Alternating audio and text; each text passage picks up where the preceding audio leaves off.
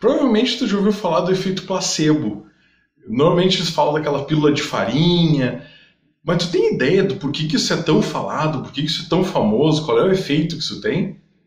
O meu nome é Jonatas Crisel, eu sou especialista em programação neurolinguística e no vídeo de hoje eu vou explicar um pouco sobre como isso funciona e como a gente pode usar esse efeito a nosso favor.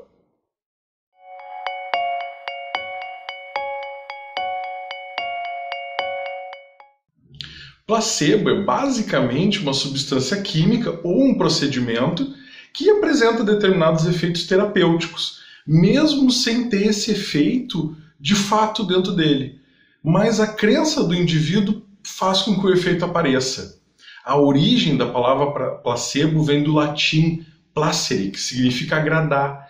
E hoje se refere a esses procedimentos e substâncias, que podem ser comprimidos, podem ser líquidos, enfim, que pretende agradar um paciente mais do que resolver a causa do problema. Mas é mais para acalmar, para dar aquela sensação de que algo está sendo feito. Tem um procedimento clássico, que é a terapia laser, onde se aplica desligado, e aí se avalia a reação do paciente se tem melhor ou não. Isso é um experimento bem clássico que já foi feito também. Tem substâncias inertes que não têm efeito nenhum, e elas têm se mostrado eficazes em provocar efeitos sugeridos. Os mesmos fármacos conhecidos e que são comprovados, utilizados para outros fins, também sofrem esse efeito. Por exemplo, pode tomar um antiácido, se alguém te disser que aquilo ali pode te ajudar a recuperar uma dor de cabeça, a tua dor de cabeça tem uma boa chance de melhorar. Algo que ficou bem evidente com o placebo é que, além do o que a gente está ingerindo ou fazendo, o porquê também tem efeito.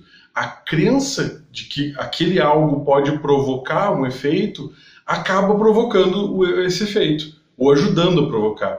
E é um efeito que ocorre em 30% dos casos. E convenhamos que 1/3 das vezes onde se consegue, não é um troço que a gente pode desprezar, não é nada. Não é uma coincidência. Ele é um mecanismo interessante, ele é muito útil. Por exemplo, a gente pode verificar em grupos a resposta de um determinado procedimento, de uma determinada substância, e comparar com um grupo que acredita que está tomando aquela substância ou está fazendo o procedimento correto na íntegra. E aí a gente avalia a eficácia do tratamento, se ele supera o grupo do placebo. Também tem um efeito chamado nocebo, que é o contrário do placebo. É quando tu faz algo, ou tu toma determinada substância, ou enfim, e isso te causa um efeito negativo, isso faz mal. Ou quando tu crê que tem alguma doença a ponto de exibir os efeitos dela.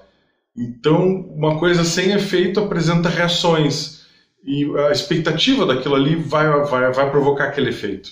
O placebo começou a ser desenhado, assim, a ser entendido, nas experiências do Ivan Pavlov, lá no século XIX, com condicionamento simples. Isso gerou as primeiras pistas do processo do placebo.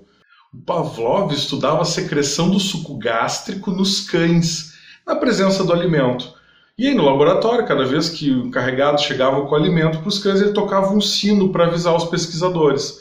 Com o tempo se percebeu que simplesmente tocar sinetas, sem necessariamente a presença do alimento, também provocava o mesmo efeito de secreção nos animais. E aí ficou a dúvida, eu não preciso do alimento, só o som, existiu uma relação de causa e efeito falsa aqui, mas estava lá. E aí durante a Segunda Guerra Mundial teve um médico chamado Henry Beecher, que estava com uma escassez de morfina e estava precisando administrar droga para dor, né? E ele aplicou uma solução salina, sem efeito nenhum, em alguns soldados. A surpresa foi que esses soldados reagiram se acalmando e diminuíram a percepção de dor por tomar uma injeção com nada, com água, com soro ali dentro.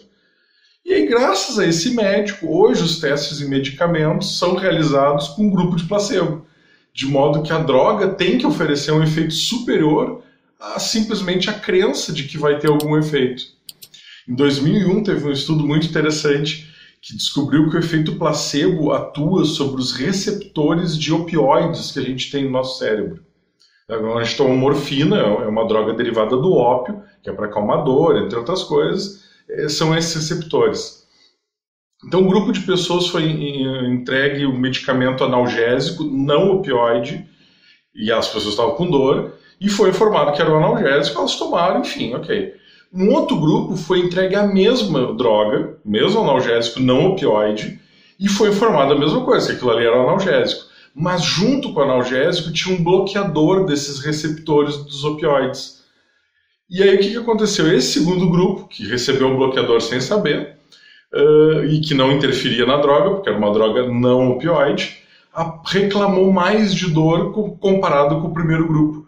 Ou seja, o segundo grupo não teve a presença, o reforço do placebo junto com a droga. Só químico do analgésico. E aí aconteceu a diferença com outro grupo que teve os dois.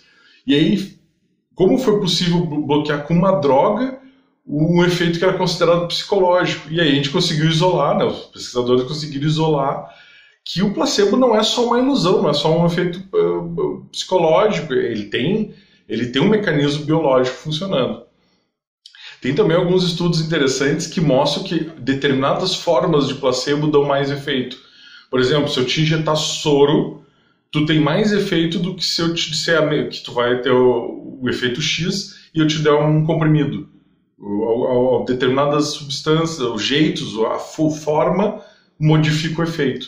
E também tem uma reação positiva que é interessante. Se eu te disser que tu vai tomar um placebo, ou seja, que é nada, o fato de tu estar ingerindo algo ainda provoca algum efeito. Também dá para mensurar essa alteração, pelo condicionamento. E aí tem muitas terapias alternativas que parte do sucesso delas está apoiada no efeito placebo. Então, tu reduz os sintomas, ok? Tu não resolve, mas tu reduz os sintomas. Tu dá tempo para o corpo promover uma autocura, que é um fator comum aí, que todo mundo tem. E isso contribui muito. E normalmente a medicina alternativa dá mais atenção para o paciente dela. E isso também gera uma nova camada de efeito placebo, porque amplifica a crença de que a pessoa vai melhorar, porque ela está sendo mais cuidada.